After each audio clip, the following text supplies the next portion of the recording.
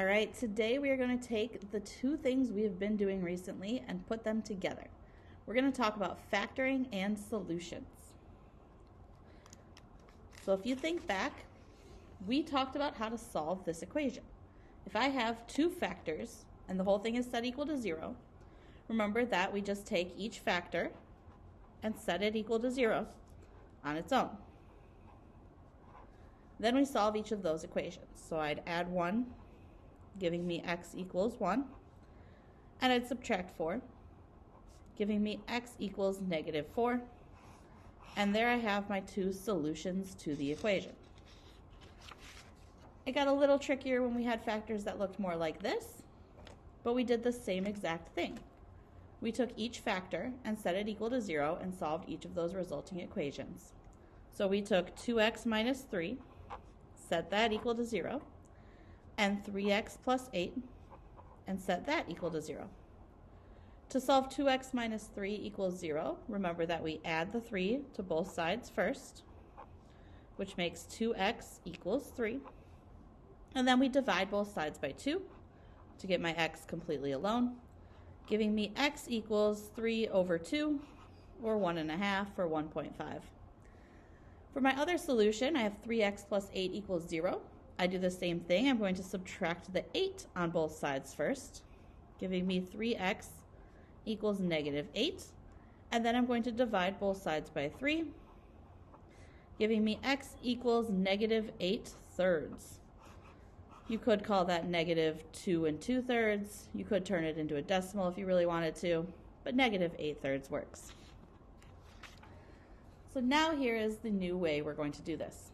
We're going to solve an equation that's not in factored form. Well, to tie the two things we've been doing together, we just learned how to factor x squared minus 4x minus 21. There's no coefficient in front of the x squared, so I can use my number puzzle. I need two numbers that multiply to negative 21 and add to negative 4.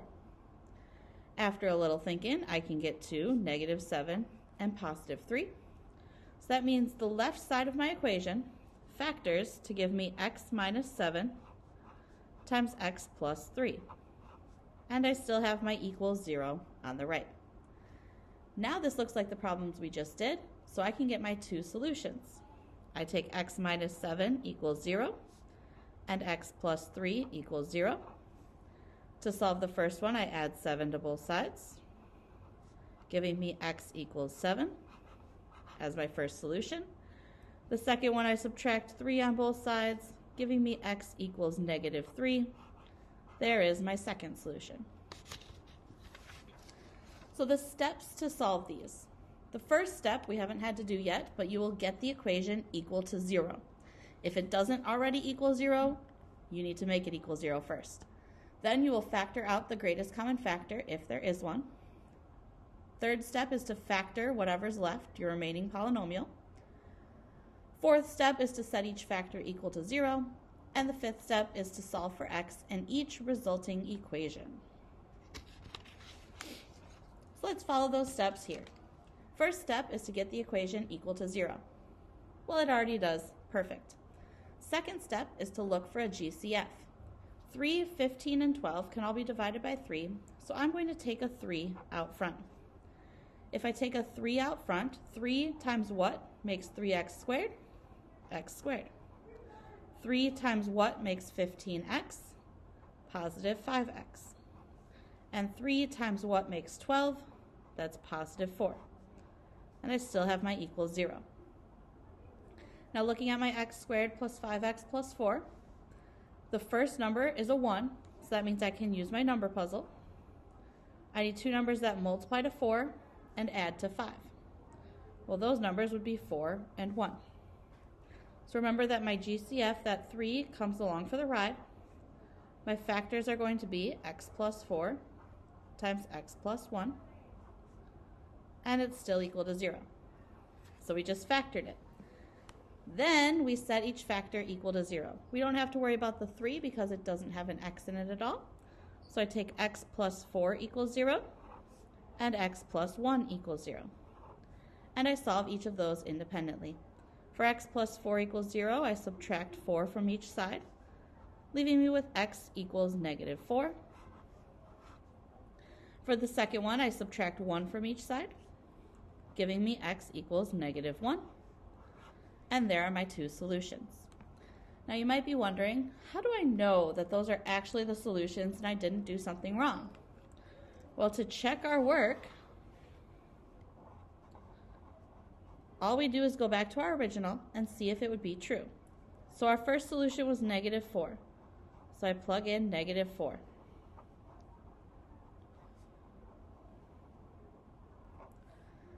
Remember that when I square a negative, it becomes a positive, so that becomes 3 times 16. 15 times negative 4 is minus 60, plus 12 equals 0. 3 times 16 is 48. And now that I just have subtraction and addition, I go left to right. 48 minus 60 is negative 12. And negative 12 plus 12 is indeed 0. Negative 4 worked. The downside is that we do have to check both answers. So if I check negative 1 now,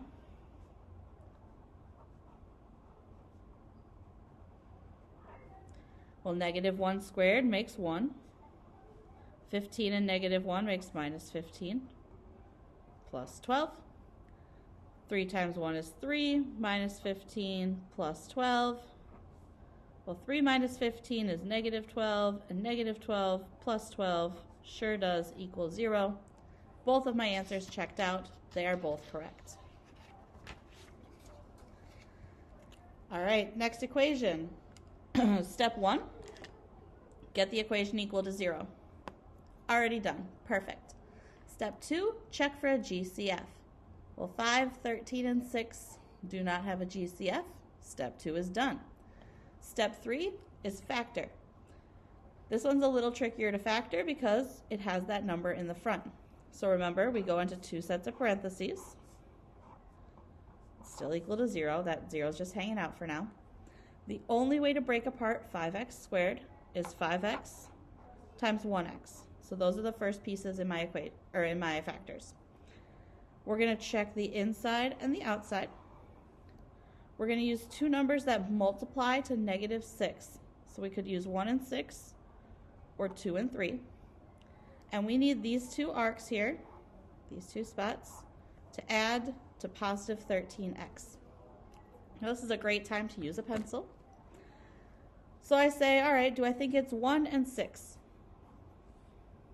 Well, 1 times x makes 1x, and 5x times 6 makes 30x.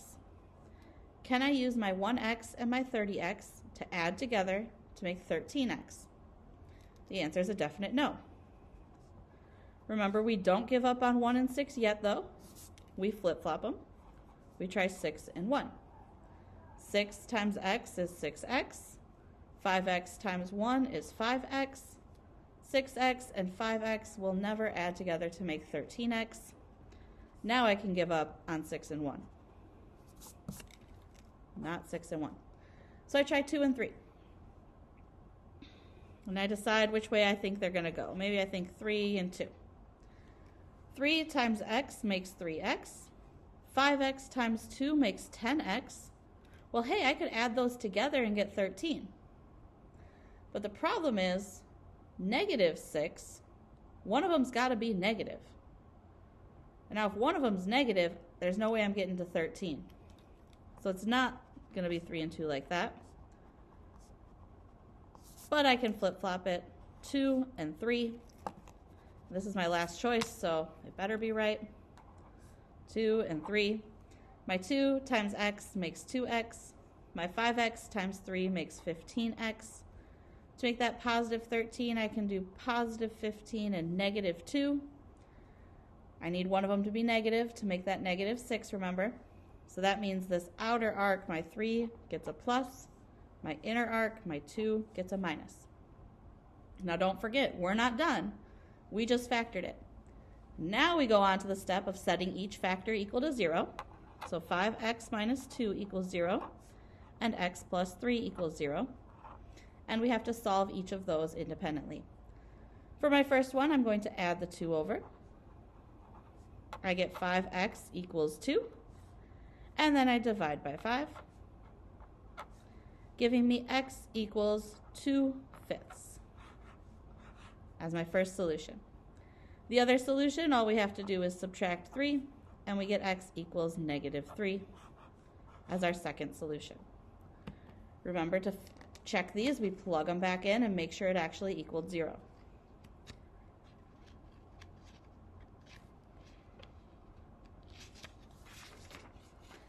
All right, 15x squared minus 10x equals 40.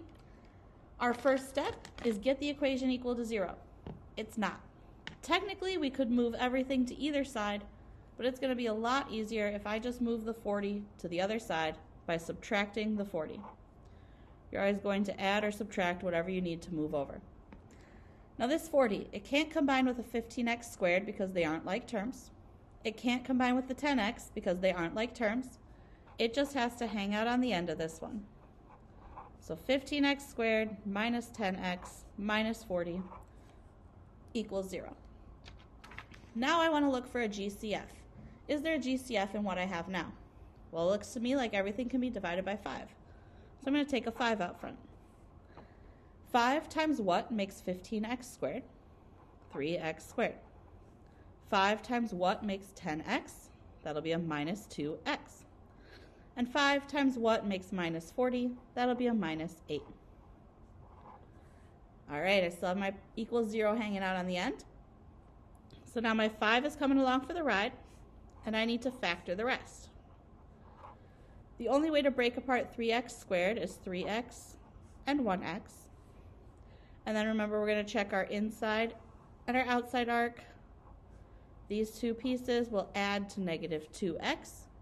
And we need numbers to multiply to -8. Well, we can use 1 and 8 or 2 and 4, and those are our only options. Now I switch over to my pencil again. Let's say I think it's 1 and 8. Well, 1 times x makes 1x. 3x times 8 makes 24x. There's no way 24 and 1 is making -2. That's not right. Don't give up on the 8 and 1 yet. Flip-flop them. 8 times x is 8x. 3x times 1 is 3x. 8x and 3x are still not going to make my -2x. Now I can give up on 8 and 1.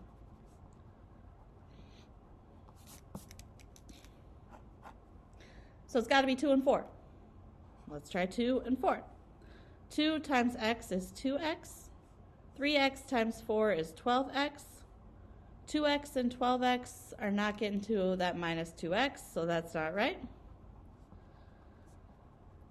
One more chance. We flip-flop them, and this one better be right, so I'm going to go to my marker. 4 and 2. 4 times x makes 4x. 3x times 2 makes 6x. To get that -2x in the middle, we need -6x and plus 4x. So that means my 2 should get the minus, my 4 should get the plus. Now we're finally ready to actually solve. Now we take each factor and set it equal to 0. Well, my 5, I don't have to worry about because there's no x. I set my 3x plus 4 equal to 0, and my x minus 2 equals 0. For that first one, I solve by subtracting 4 from each side, giving me 3x equals -4, and then I divide each side by 3, making x equals -4/3. And for the other one, we solve by adding 2, giving me x equals 2. There are my 2 answers. Remember, it's always a great idea to plug them back in and check your work. And then you are going to do some practice on your own.